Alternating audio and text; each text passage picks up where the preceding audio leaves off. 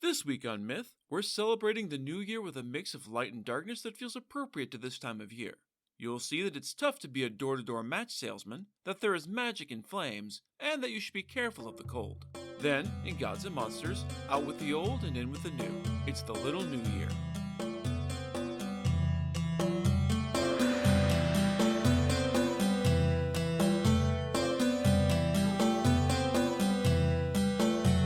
This is the Myths Your Teacher Hated podcast, where I tell the stories of cultures from around the world in all of their original, bloody, uncensored glory.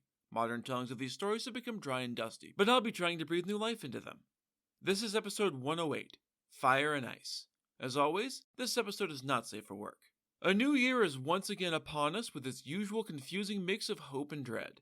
That theme of looking for light in the darkness is a common one for stories told around the height of winter, as one year dies and another is born. This week's story is very much in this mold and comes to us from the Fairy Tales collection by our old friends Hans Christian Andersen from 1837. More than anything else, it was cold. The longest night of the year had come and gone, and now it was the very last night of the year, New Year's Eve. The sun had long since set, and most folks were snug and warm inside. Some were abed already, while others drank and danced as they waited to ring in the new year. Outside, however, in the bitter cold and hungry darkness, walked a poor little girl.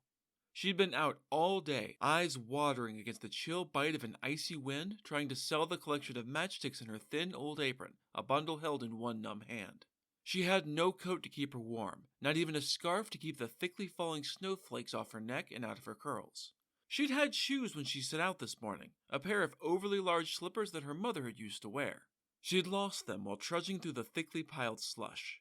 2 horse-drawn carriages had raced down the icy street, far too quickly for the wintry conditions, and she'd had to leap aside to avoid being crushed beneath their wheels. One shoe had vanished into the snow without a trace. The other had been seized by a hungry street urchin, larger and faster than the girl by a lot, especially in bare feet. He carried it away, quite pleased with himself and intending to use it as a cradle when he had his own children in the not-too-distant future.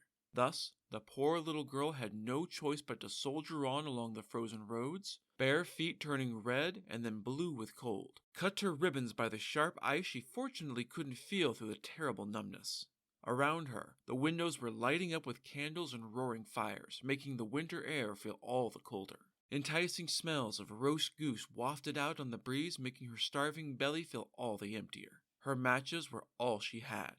Not a single soul had bought a single match from her today, so her pockets were empty of even a farthing she might have used to buy a hot meal next to a warm fire for a little while. No, this poor little girl had no choice but to trudge barefoot through the snow, trembling with cold and hunger, the pitiful thing.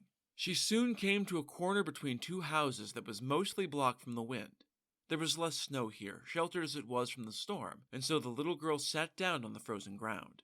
Tucking her frozen feet up under her ragged dress for what meager comfort they could find there, she thought about her next move.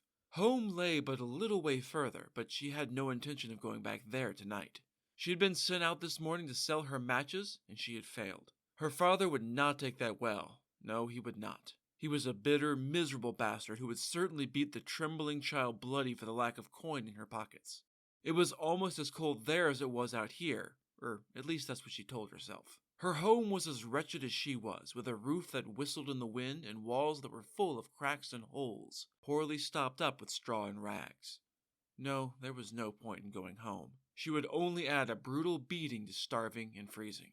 Sheltered from the wind, the little girl thought that she might even be able to light one of her precious matches, get a fire going. Her father wouldn't remember exactly how many she'd been set out with.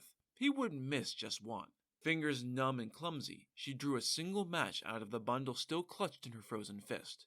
Carefully, oh so very carefully, she drew it against the rough wood of the wall she huddled against, holding her breath. With a hiss, the match caught and blazed to life in a burst of golden light. It was only a single match, but somehow it filled the air with glorious heat. Stretching out her hands as close to the flame as she could, the little girl felt them thaw out. The cold, dark night melted away, and the little girl saw herself sitting before a great iron stove, a fancy one with burnished brass feet and a little brass ornament on top, blazing with glorious fire. Her shivers calmed as she bathed in the blessed warmth of the stove, and she stretched out her feet to warm them up as well. Even as she felt the first kiss of heat in her toes, the flame burned out. The stove vanished in an instant, leaving only the burnt-out remains of her matchstick behind. With the stove gone, the cold and the dark and the hunger rushed back like a terrible wave, crushing the little girl beneath it. Trembling, she pulled out another match and struck it against the wall. Once again, golden light spilled forth, trailing a stream of sparks that fell upon the wall. Where the light fell, wood became transparent, a veil the little girl could easily see through. Inside, the room had been set for dinner with a large table standing at the center. A snow-white tablecloth spread across it without blemish, set with fine porcelain dishes and, in pride of place, a fat roast goose steaming deliciously. Sniffing deeply, she could smell the tang of its apple and dried plum stuffing mixing with the heady smell of roasted meat. As she stared at it longingly, the roast goose suddenly stood up on its leg stumps and waddled awkwardly off the table, down the chair, and to the floor.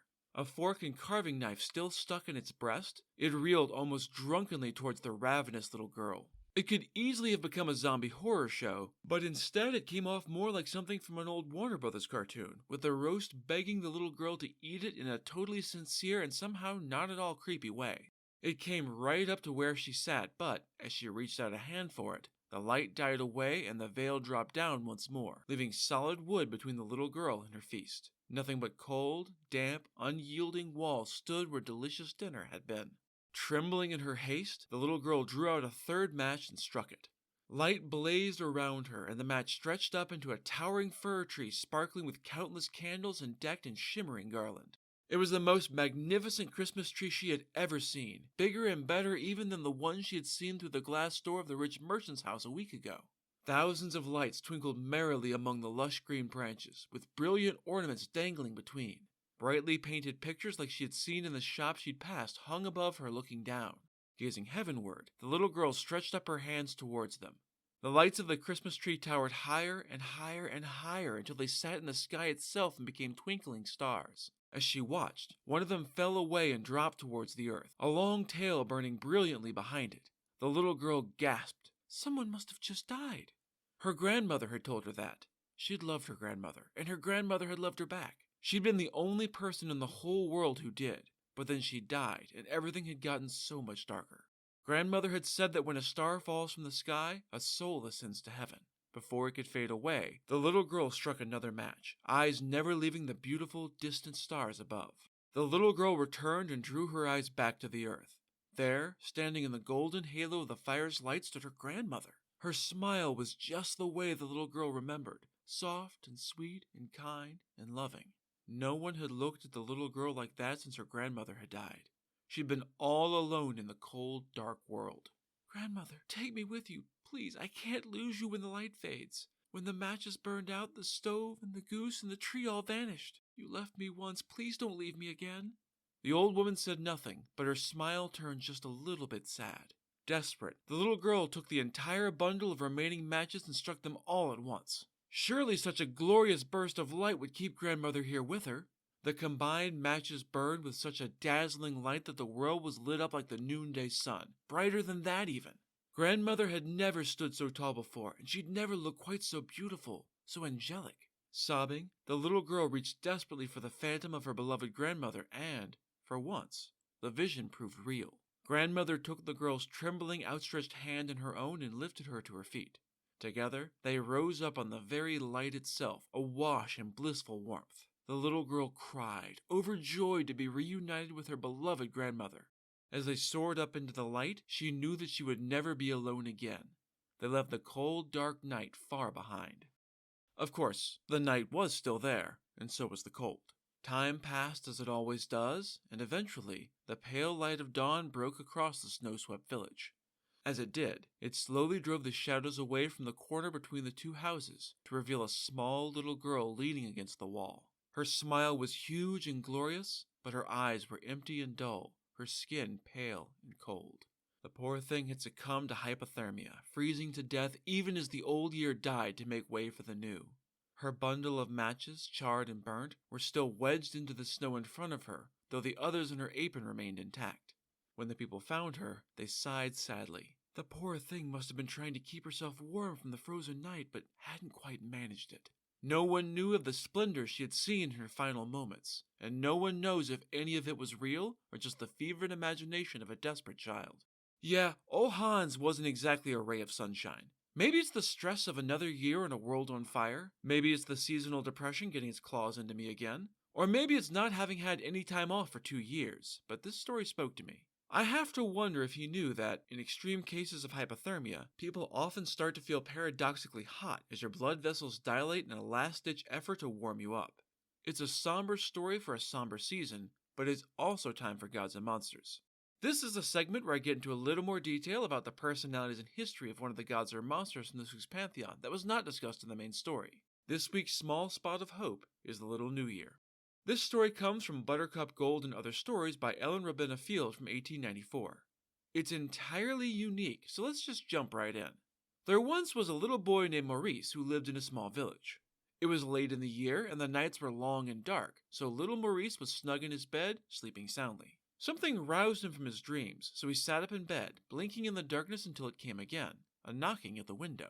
The full moon was shining brightly over the sleeping land, but old Jack Frost had been busy while Maurice was sleeping, so the boy could barely see out of the thickly frosted windows.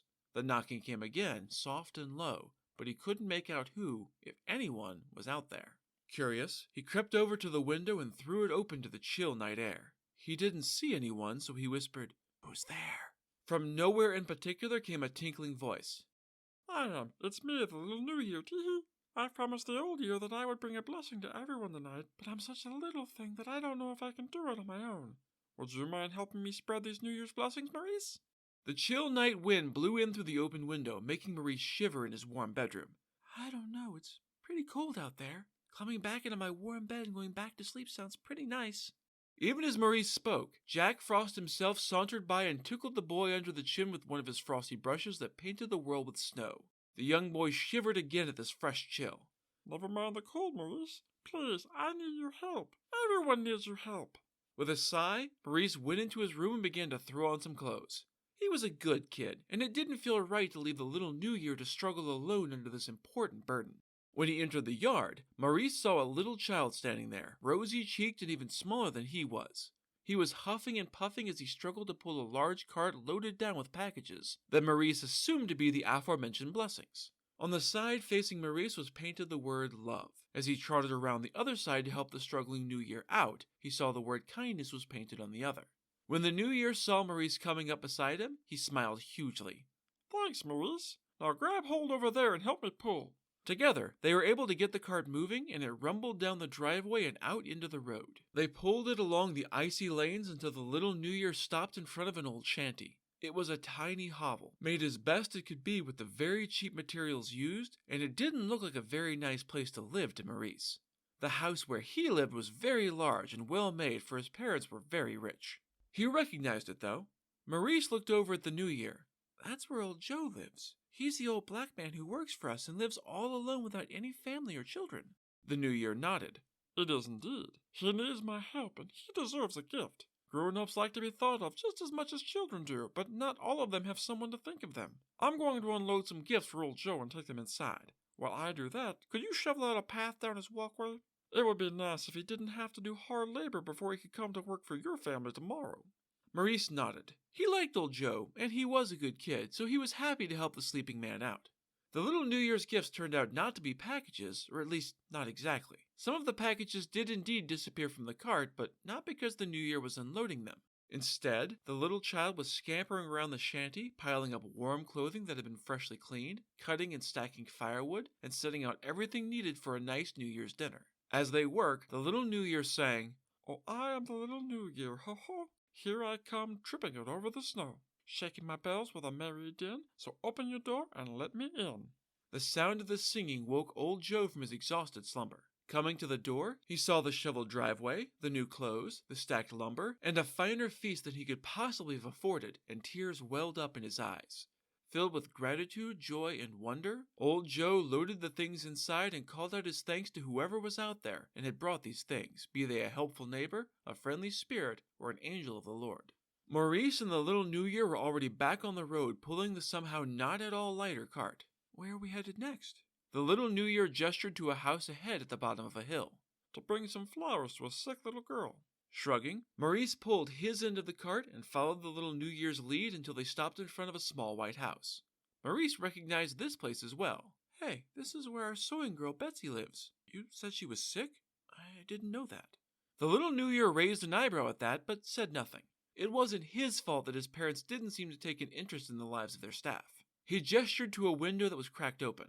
That's Betsy's bedroom window. Grab some of those pink flowers, Maurice, and we can throw them into her room. It will brighten up the place and help her feel a little better when she wakes up, and I think it will bring her some happiness for at least the next few days. I think she deserves that, don't you? Maurice agreed that Betsy did indeed deserve to feel happy. He liked Betsy, and he felt bad that he hadn't realized that she was sick. She must have been working through her illness, which sucked. Once her room was bedecked in flowers, they moved on with their cart. They traveled throughout the town that night, spreading blessings and cheer in their wake to many different people. By the time they had visited every house, Maurice looked up at the cart and was surprised to see that it was stacked every bit as high as it had ever been. What a marvelous cart you have! We've delivered so many good things to so many deserving people, and it's still completely full. Does it ever get empty? The little New Year shook his head with a wide smile. Nope. Love and kindness are not reduced by spreading them. If anything, you'll find that there's more love and kindness in the world after sharing it. This cart will never be empty as long as there are people out there who need my help. If you want, you can come with me every day and help me scatter my blessings to one and all. You'd be surprised how happy that can make you feel all year. Happy New Year! The voice came from the doorway, startling Maurice. He found himself lying in his own bed in his jammies once more. Or maybe he had never left. His sister was standing in the doorway smiling at him. You looked happy. Were you having a good dream? Maurice looked around, still disoriented. Where's the little New Year? He was right here with me a moment ago. His sister rolled her eyes at the strange ways of children. Being a whole year older, she was practically a grown-up in her own mind. Never mind that. Come to Mama's room and see what's waiting for you. Hopping out of the bed, he followed his sister to their mother's room. Standing there in the middle was a snow-white cradle with a tiny newborn baby in it, the little brother that Maurice had been hoping for. Maurice was thrilled to finally have a brother, and he felt truly happy. That reminded him of his dream of the little New Year, and Maurice took the lesson to heart. Maurice went out early that morning to shovel old Joe's walkway and to bring some flowers to Betsy to help her feel better. From that day on, Maurice always tried to be helpful to his friends and to the people in need of a little kindness. And everyone was always happy to see Maurice coming, spreading his blessings from the little New Year's unending cart of goodies. See, I'm not all doom and gloom, even in this chilly time of year. I think it can be helpful to be reminded that, even when the night is cold and dark and everything feels tough, love and kindness are still out there. Sometimes, all it takes to feel a little happiness is to spread a little kindness to someone else in need. Happy 2023, everyone. May yours be filled with plenty of blessings from the cart of the little New Year. That's it for this episode of Myths Your Teacher Hated. Keep up with new episodes on our Facebook page, on iTunes, on Stitcher, on TuneIn, on Verbal, and on Spotify. Or you can follow us on Twitter as @HardcoreMyth, on Instagram as Myths Your Teacher Hated Pod, and on Tumblr as Myths Your Teacher Hated. You can also find news and episodes on our website at mythsyourteacherhated.com. If you have any questions, any gods or monsters you'd want to learn about, or any ideas for future stories that you'd like to hear, feel free to drop me a line. I'm trying to pull as much material for as many different cultures as possible, but there are all sorts of stories I've never heard, so suggestions are appreciated. The theme music is by Tiny Cheese Puff. Next time, we're keeping the New Year trend going with a creation myth from a new source, the Yoruba people of Western Africa. You'll see that black cats make good pets, that snail shells can hold more sand than you think, and that there's a limit to how much gold even gods have. Then, in Gods and Monsters, we're going back to discover whether a trickster god might have been behind the dress controversy of 2020. That's all for now. Thanks for listening.